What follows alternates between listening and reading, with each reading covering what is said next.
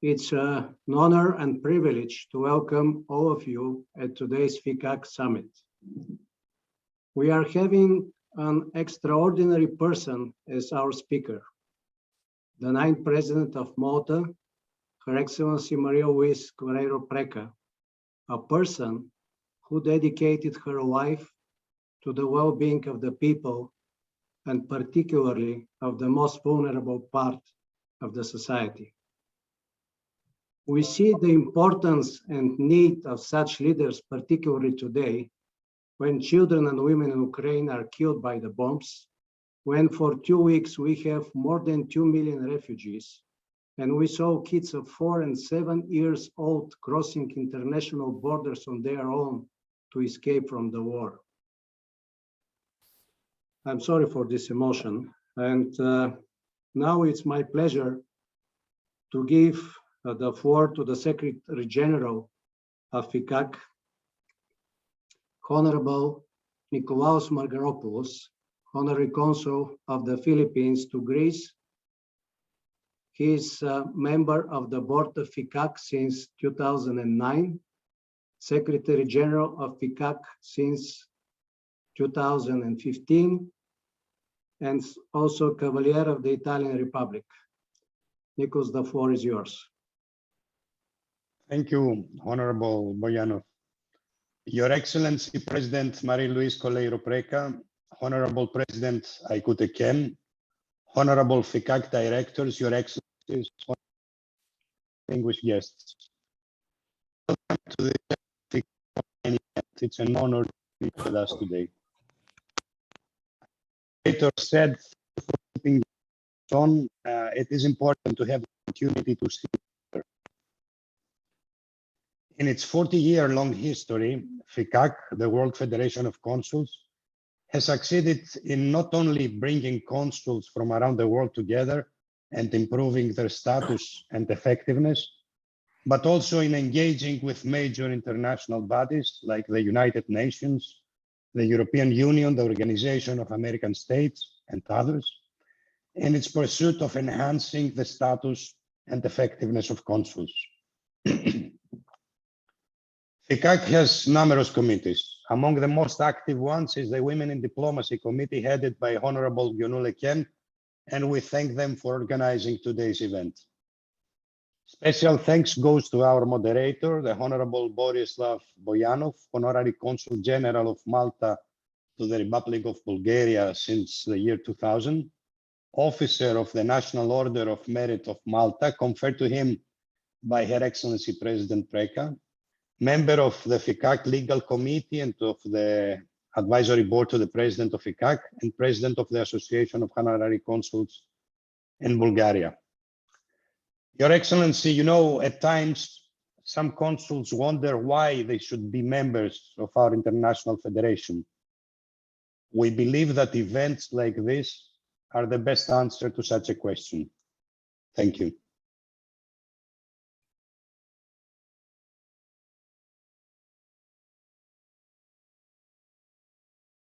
Your microphone, Honorable Boyanov.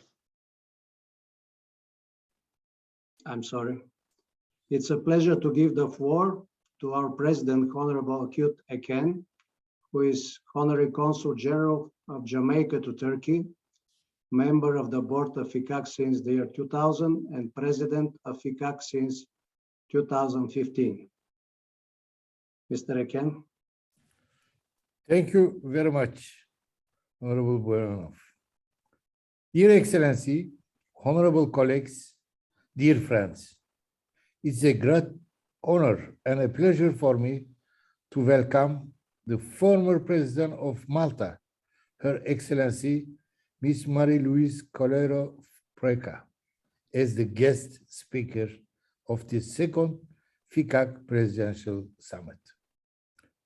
The globe is facing a difficult time with pandemic, wars, enormous refugee issues, climate change, uncontrolled digital and virtual technology transformation. All are changing our daily life. Healthcare system, difficulty to access education physically, the emergence of digital commercial imperative. Travel barriers and challenge. All are occurring new business models and new industries. These all are signs of changing paradigm. So what can we do in this world for tomorrow? As a global NGO with ECOSOC consultative specialty of the UN, FICAC's main objective is to coordinate honorary consul effectiveness, duties, and diplomatic status by sharing experiences that bring together consular association and corps worldwide. Although the Vienna Convention on Consular Relations, 1963, gave the regulation on honorary consuls status. Their different perceived status and enforced differently in each country cause chaos. More than 20,000 honorary consuls in the world are representing an ideal, extensive potential network without a financial burden on the states. That's why FICAC is trying to bring up honorary consuls' responsibilities, status, and rights. They should be same standard also in practice by all countries to support a resilient and prosperous world. We strive to make this network the most efficient and use it for to provide the access education by scholarship program for young people who do not have the opportunity. For this purpose, we are signing agreement with universities worldwide. And yesterday I was in Thessaloniki and we signed a MOU with the International University of Thessaloniki. They have 57,000 students. I believe that the scholarship mobilization, which we would like to start under your distinguished auspice, will contribute significantly to the problem that many fragile countries in the world cannot cope with economically. Another effort is gender equality, which is number 5 of the UN's global goals. The Women in Diplomacy Committee is working non-stop on this issue. They are preparing preliminary project to be developed by the leaders and academicians for presenting to the UN. We can merge the gender equality and scholarship project for hope on more disparate children and fragile countries. The truth of our that is very scarce. A vast amount of actual data about us is being kept, and we do not know what purpose is used for and by whom. The information is commercially for advertising, for marketing, and profitable pursuit. Our data is also being used to shape and manipulate our perception without realizing it. For this reason, we should develop a new roadmap for digital cooperation to find a way forward for honorary consuls. We should have to get attention all the UN member states to review honorary consuls' rights and duties in legislation of the modern diplomacy and use of digital technology. We need a safe, equitable, and open digital future that does not infringe on privacy and dignity for honorary consuls. Your Excellency, as a lady president, you have persuasive authority in your country and all EU countries. Also, I know that one of your objectives is tourism sector. I remember we met in Istanbul at the tourism summit for some project with my Jamaican minister, Honorable Bartlett. We know you have a lot of experience today. We will be happy for sharing with us some of them for the future of the diplomatic life. Thank you very much. Thank you, Mr. President. Talking about FICAC, I have to inform you that Malta is one of the countries which more effectively use honorary consuls than many other countries. And we are proud that the Honorary Consular Corps Malta has recently joined FICAC in January this year. So congratulations for our colleagues from Malta. And now it's my pleasure to give the floor to Honorable Luis Vella, who is Honorary Consul of Malta in San Francisco and Dean of the US Consular Corps College since 2019. Luis? Yes, Your Excellency, Honorable President and Honorary Secretary General, distinguished guests, participants, ladies and gentlemen, greetings from San Francisco, California, where it is still very dark outside my office at 4 o'clock in the morning. This coming weekend, the state of California and most other US states will move their clocks forward 1 hour to the summer schedule. If this took place last weekend, I would have slept an extra hour today. But as the saying goes, there's no rest for the weary.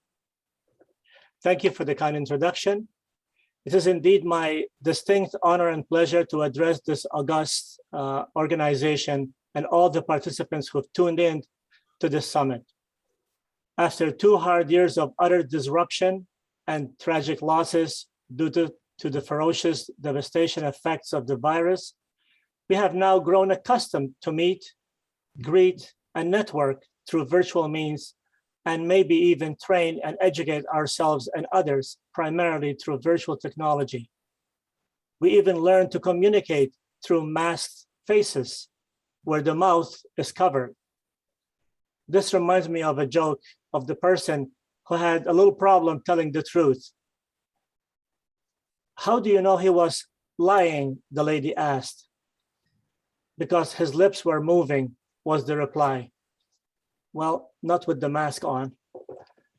Kidding aside, yes, we have found new ways how to carry on with our lives, but no matter how convenient, nothing will ever replace the personal contact, the warm smiles, the friendly hug, the natural glance of encouragement, and the welcome facial expressions, which can only be experienced in person. The US Consular Corps, of which I am the Dean, is an organization created by consuls for consuls. It has delivered consular and diplomatic training and education for over 53 years, since its inception in 1969. In fact, in 2019, the Consular Corps College celebrated its 50th anniversary with an elegant gala event in Washington, DC. Most of our programs are delivered virtually now, but one of the most sought after events of the Consular Corps College is the annual symposium, which, except for these last couple of years, has always been organized through in-person learning. During these symposia, we have had the privilege of interacting and learning from active working officials with the US federal government and many other experts in the various fields of diplomacy, consular duties, and other government and community services. We look forward with great anticipation to the return of the next symposium when we can all meet again in a healthy and safe environment. It is not my intent to elaborate on my role as Honorary Consul of Malta in America. Many are familiar with the drills. All I'm going to say is that during these very difficult and challenging times and events affecting our world, the importance of honorary consuls has never been so crucially, and particularly because most are very capable, motivated, dedicated individuals, always ready to rise above and beyond. We are not only witnessing, but we are indeed living with the horrors and devastation and the waste of human lives, properties, and possessions, all because solutions and understandings through negotiations and dialogue have yet to take hold. Many governments are doing everything humanly possible and more, but they cannot do it alone. The role and contribution of the honorary consuls cannot be stressed enough. The diplomatic spirit in all of us never stops. The diplomatic spirit in all of us never gives up. As like-minded organization, the US Consular Corps College and the World Federation of Consuls, we need to examine those beautiful words in our mission statements and the inspiring verses in our vision statements. Peel them off from the paper and our website and place them in action in the real world. I could not possibly end this short address without saluting and expressing my personal gratitude and admiration to Her Excellency, Marie-Louise Coleiro Preca, former President of Malta, our feature presenter today. I am fortunate to have known Her Excellency for many years, first as a member and minister with the Maltese Parliament, and later as the President of Malta. One of the greatest highlights of the Maltese diaspora in the United States was when Her Excellency honored us with an official presidential visit, and we have beautiful and lasting memories of that historic visit. From the United States of America, the state of California, and my native country, Malta, I applaud and commend the World Federation of Consuls and wish you nothing but the best. Thank you. Thank you very much, Honorable Mr. Vella. If you are wondering who is the diversity in our program, we are now going to the core of our content. It's my pleasure to give the floor to Honorable Mrs. Gonul Eken, who is Honorary Consul of St. Kitts and Nevis to Turkey and Chairwoman of the FICAC Women in Diplomacy Committee since 2015. She is going to present us briefly the Women in Diplomacy Committee's project. Gonul, the floor is yours. You should unmute yourself, please. It's okay? Thank you. Her Excellency Marie-Louise Coleiro Preca, Your Excellency, as a female leader, you are a role model for us as you dedicate your life to the social welfare of the most vulnerable in society. During your tenure as Minister of Family and Social Solidarity, you initiated various reforms. We know very well that the slogan launches "Set Up Like a Girl" of the Girl to Leader campaign by the Global Forum of the Women Political Leaders in 2017 under your esteemed patronage.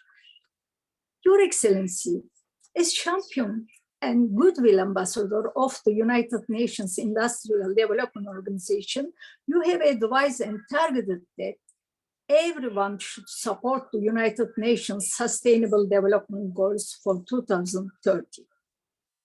We are the Women in Diplomacy Committee of FICAC, trying to do our best by taking responsibility for the global agenda's awareness. We started to work by getting views on the role of women in diplomatic life from significant leaders in 2015. We have a lot of essential opinions and suggestions to determine the roadmap of our works.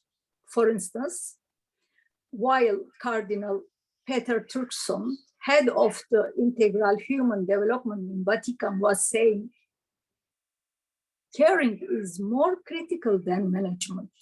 A good professional takes responsibility and manages and fulfills his obligations without feeling belong. However, if a person genuinely cares and feels belong, she will allow someone else to influence her. Good parents know this. They care about the children's safety and development by great sacrifice. This care softens or even disappears the tricky line between me and others. It is essential wisdom for a more prosperous world. Her Royal Highness Majesty Margarita of Romania viewed women's relationship with digital life.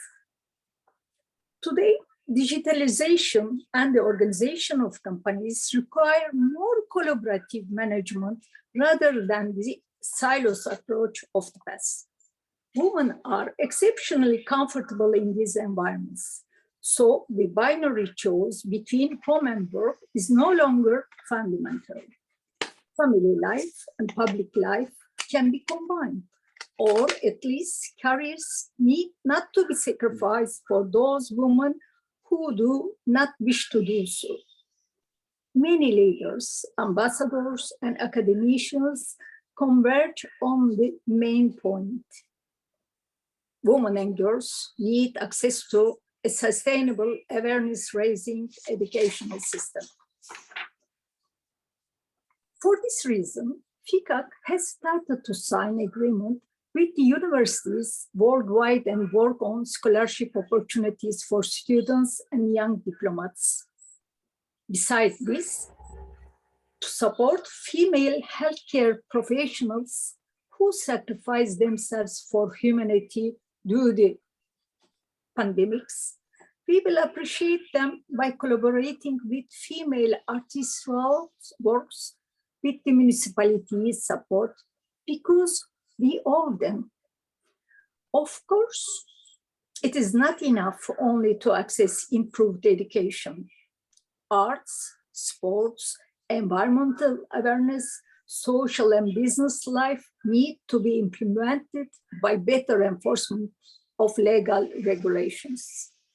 Therefore, we need to hear your experience and advice, Excellency. Thank you. Thank you very much. And now it's my pleasure to give the floor to Mrs. Marian Massa, who is advisor, the Office of the President Emeritus in Malta. Yes, I welcome everybody, and I thank you for being here, for joining us. There are some friends and people that we know, so I greet them as well. And that is all I had to say from my end. So thank you very much.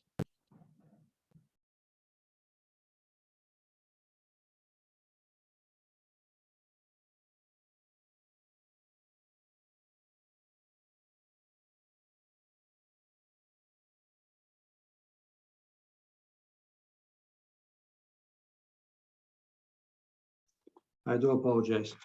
So now it's time to have our main speaker. I would like just to say a few words because Marie-Louise Coleiro Preca, as we all mentioned, dedicated her life to the well-being of the society. She was the 9th president of Malta. When she was elected, she was the youngest and second female president in Malta. And it was done after serving in the parliament for 16 years.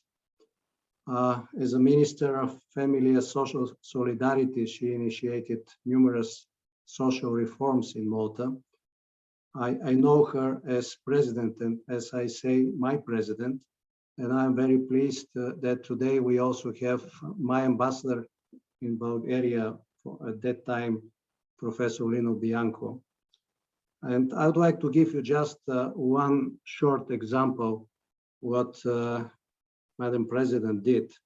Bulgaria is the country which invented Cyrillic alphabet. And we celebrated in Bulgaria for decades and centuries. In Malta, there is a big Bulgarian community. So for 3 consecutive years, the President, Preca, gave us her hospitality. And for 2-3 days every year, we were staying in her palace. We did exhibitions, we did concerts, and Bulgarian school enjoyed the palace. All of the kids from the Bulgarian school together with their Maltese friends. It was enormous example. And during the visits of President Preca in my country and her meetings with the president, it was so much admired. nobody in the world did it for us Bulgarians. So thank you very much once again. But without further ado, let me give the floor to Her Excellency Marie-Louise Coleiro Preca. Your Excellency. Thank you so much, Honorable Boyanov, Honorable President of World Federation of Consuls, Honorary Consuls, compatriots, dear friends. It is a pleasure to be addressing you today. It is a privilege to be addressing you today. In fact, I am aware that the members of the Federation participating today are joining us from different time zones. So I would like to wish you all a good day or a good night. I wouldn't know. Louis was telling us that it's still 4 o'clock in the morning. This summit is taking place when another war is raging and causing havoc in a country in Europe. Bloodshed, destruction, untold suffering, and millions of Ukrainians are fleeing and becoming displaced every day, while thousands of children are becoming orphans every minute. The invasion of Ukraine by Putin has shattered the peace enjoyed in Europe during these last decades. Unfortunately, our attempts for a diplomatic solution between Russia and Ukraine have failed. At this moment, a number of questions come to mind. Will this be another experience for skepticism to grow with regards to diplomatic solutions? Will this war spread antagonism among the peoples of Europe? Will this invasion continue to compound on the already poor mental health caused by the pandemic to so many millions of people, children and young people in Europe? What are the solutions? These are very simple questions that at this moment are being raised by many people on the streets of my region. Personally, in my 45 years of activism in politics, in various roles and structures, I have always believed that building on the values of the fundamental human rights will create much room for dialogue. Even though I have witnessed in my lifetime a number of wars and conflicts close to home and beyond, I still believe that as one human family with the same socioeconomic and emotional needs, we can find ways of living in harmony. However, I do believe that we need to invest in our children and young people by creating the needed safe spaces for their empowerment. No one is born spiteful. No one is born vindictive. No one is born hateful. And no one is born a war criminal. Here, Nelson Mandela's words come to mind when he said that if people can learn to hate, they can be taught to love. For love comes naturally to the human heart than its opposite. Therefore, I believe that there is scope for a future absence of wars and conflicts that devastate the very essence of what humanity is all about.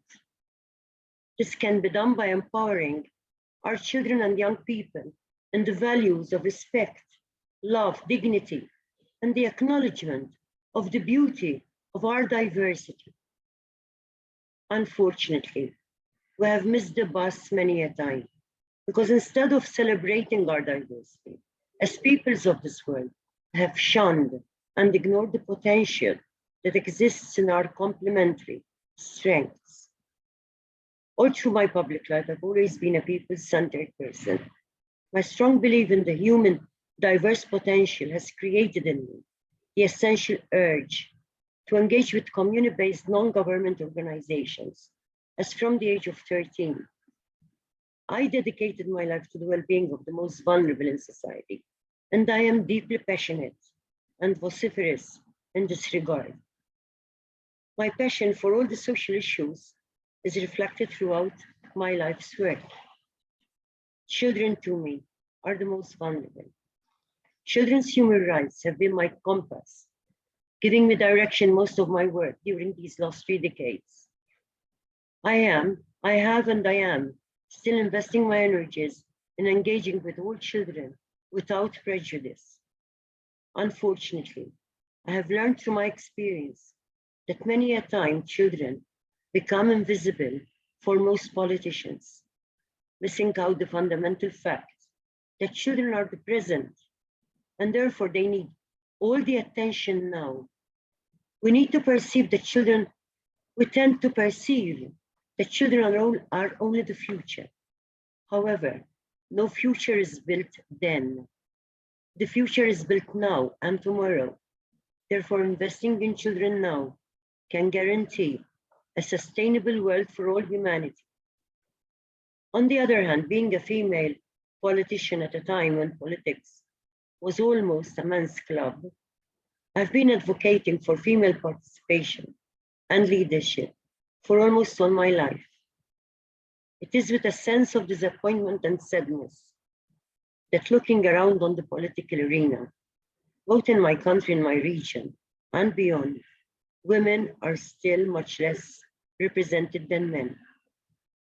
According to UN Women, there are currently just 10 women heads of state and 13 heads of government. No wonder the Organization for Economic Cooperation and Development, OECD, estimates that it will take another 130 years to reach parity. If we look at European statistics on women in decision-making roles, we'll find a very sad situation. Among the largest companies in the European Union in 2020, only 19% of executives and 8% of the chief executive officers were women. Women still occupy 1 in 4 seats, or 25% of the members on the boards of corporates.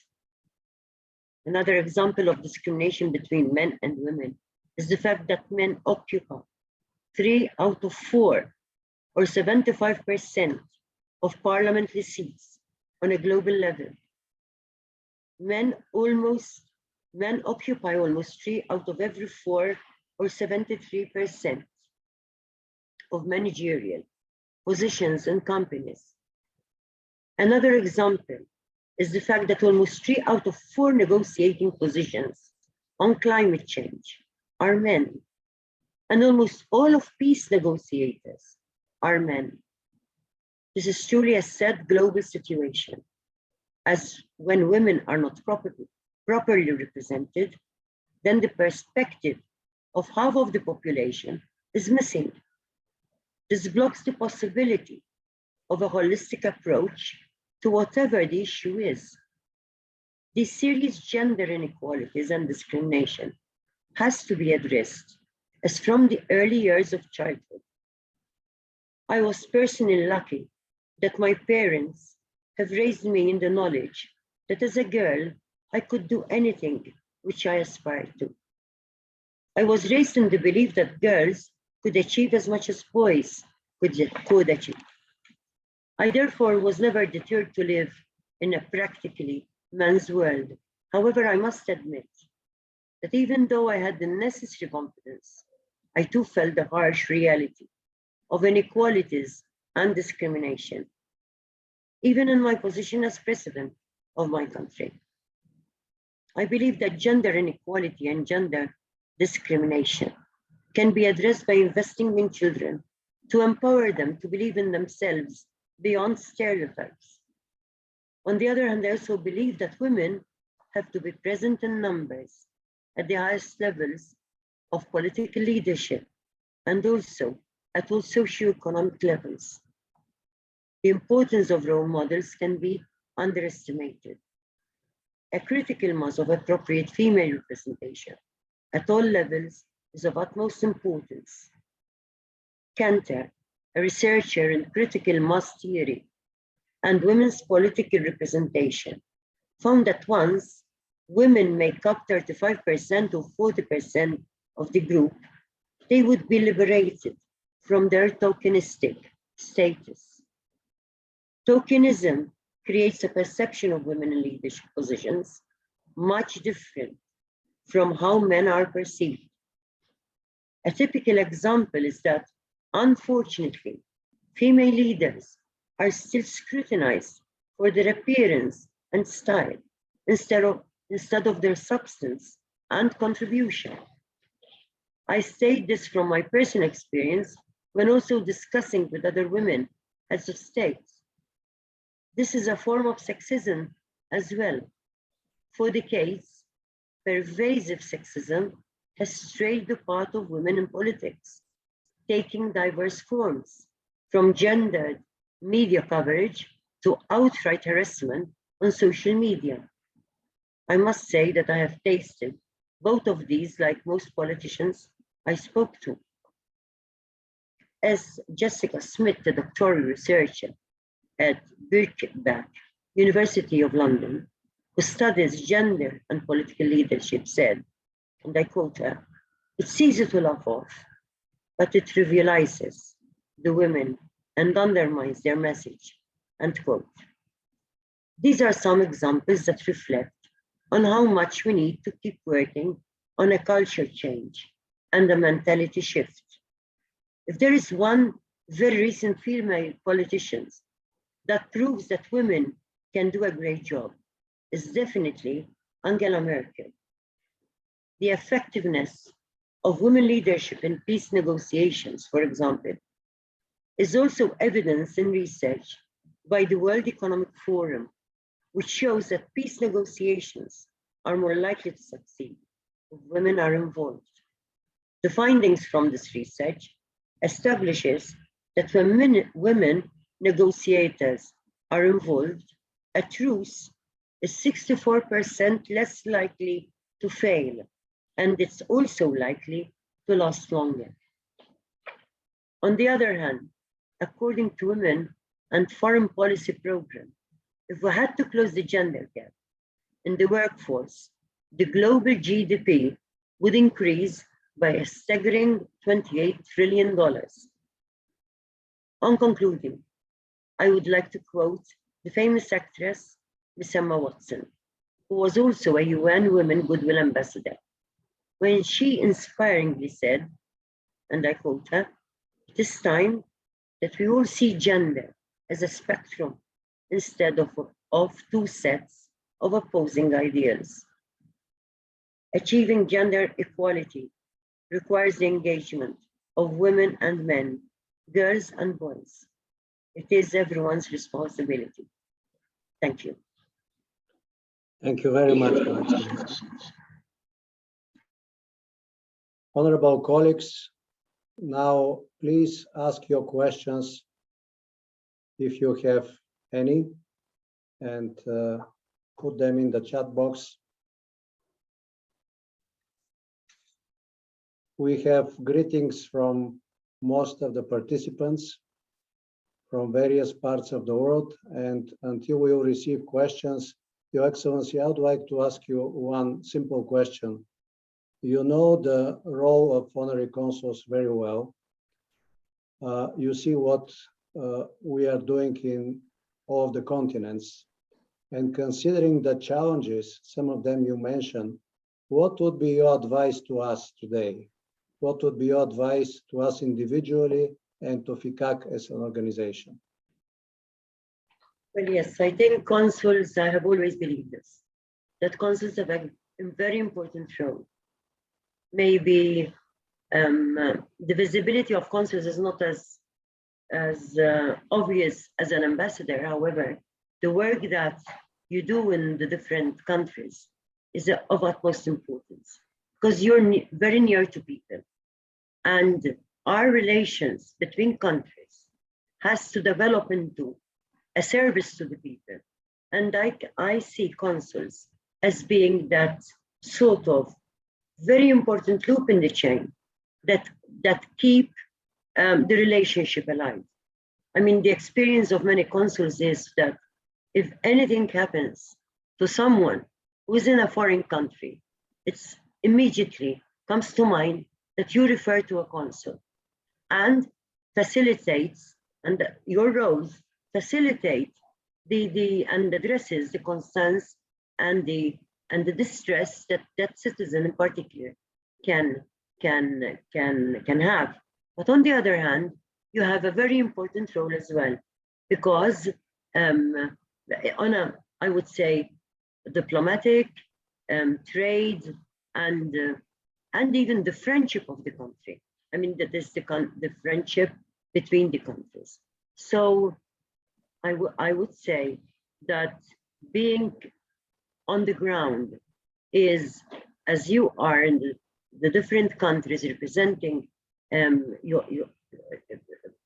representing your country, is of utmost importance to the strengthening of friendship between countries, but also when I say friendship of countries, this has always been my way of discussing with heads of state that I have met, and also in my diverse roles today, that it is not enough to have strong political relations, strong diplomatic relations. That those relations will stay at the top with the leaders of the countries, but those relations, those strong relations, have to be transmitted into effective friendship between peoples. And I think you are a very important facilitators of this sort of friendship.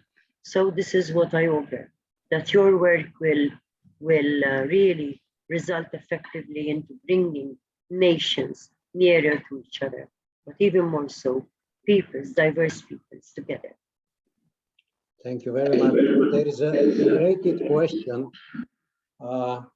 You answered most of it, but what the ministries of foreign affairs could do more in order to activate this capacity which honorary consuls have?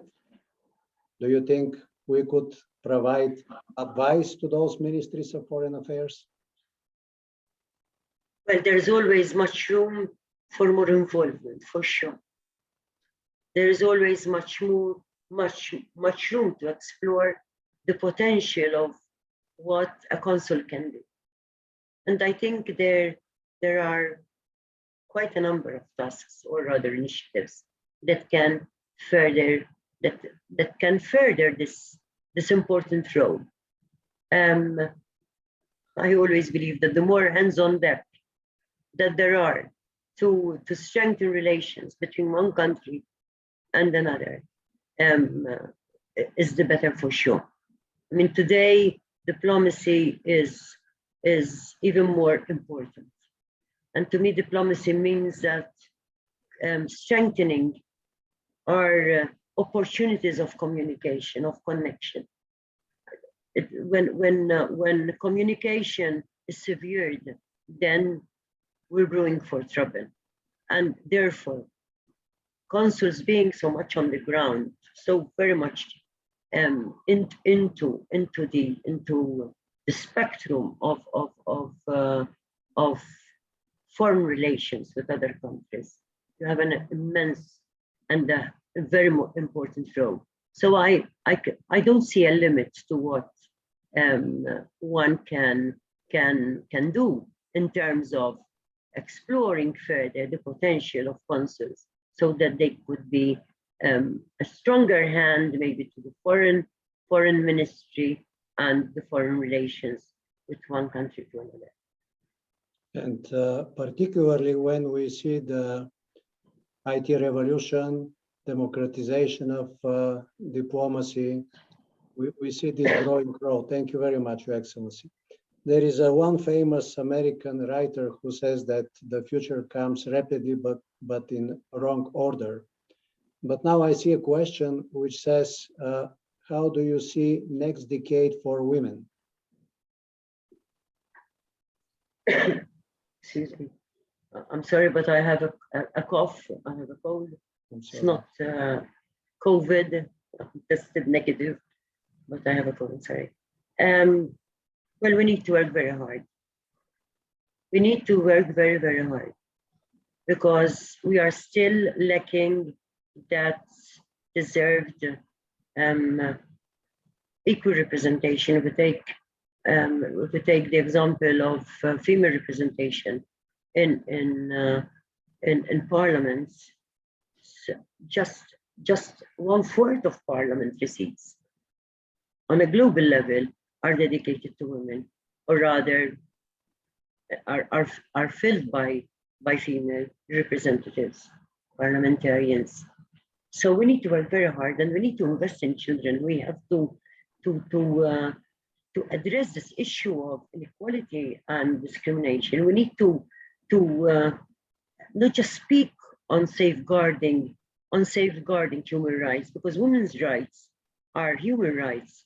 And so we need to, as an international community, as each and every one of us in our different roles, we need to advocate to effectively safeguard human rights so as to ensure that female representation is adequate as it should be, that women will have gender parity at the end. And investing in children is very important. This has to come natural at the end, even if one can introduce gender quotas, for example, on a parliamentary level. These have to be a transitionary measure. But if we invest in our children and young people and we empower them, and empowerment in human rights and respect, dignity, and the acknowledgement of each and every one of us as equal and valued contributors, then it will become a natural process. On the other hand, we do need more women role models, so as to encourage our girls as well to come forward. Women need to be there in numbers to ensure that we have a holistic perspective of things and not a one-sided or rather male-dominated perspective. I mean, I cannot think as a woman, I cannot think with the mind of a man, and at the same time, a man cannot think with the mind of a woman. So we do need men and women to be working together so that whatever we do, we have this holistic approach, this holistic perspective of the situation or whatever we are doing. Thank you very much. Dear colleagues, do you have any other questions? I'll read just one, but you already answered. Madam President Emeritus Coleiro Preca gave a very inspiring and passionate address. She does us proud. I'm sure you would have had peace in Europe if Russia had a female president at the helm. How does she see the gender gap closing? You answered, would be a natural persuasive process over time. Thank you for this, because you already answered, and the other of the question, thanks. Dear colleagues, do you have any other questions? If not, I should give the floor to my boss now, Secretary General of FICAC. Nikos? Thank you, Boris. First of all, thank you for an excellent moderation of this event. Your Excellency, thank you for your really inspiring speech and also for your support to the role of honorary consuls. I would like now to invite the member of the Board of Directors of FICAC, the Honorable Zelil Bouraoui, to deliver the vote of thanks. Honorable Zelil.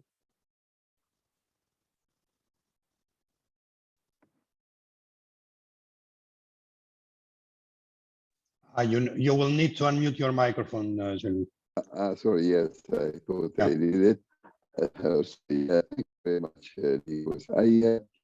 I'm very honored to be the one who is going to address the vote of thanks to Her Excellency, the past President of Malta, our Honorable President Aykut Eken, and also Her Excellency and Honorable Gonul Eken, our dearest chair of the Committee of Women and Diplomacy. And I just wanted to say 2 words about the subject Your Excellency. It's very, very important for us, and we are all in our board behind Honorable Gonul Eken to make women visible at level of United Nations and also in all our meetings and in all the occasions. So it was very fruitful, very inspiring presentation, and we thank you for sharing all of your experience with children and women, which is a very, very interesting subject. Just one word about Tunisia, for example. The women are very important. They are the ones who are standing against the lack of the democracy and all the derivative from the Muslims, you know. So they are really the ones who are keeping the Tunisian stand up. So we hope that we will have opportunity to meet you and next opportunity in presence. So we will be honored with your presence. And we want to thank you very much and thank all my colleagues present in this meeting. Thank you.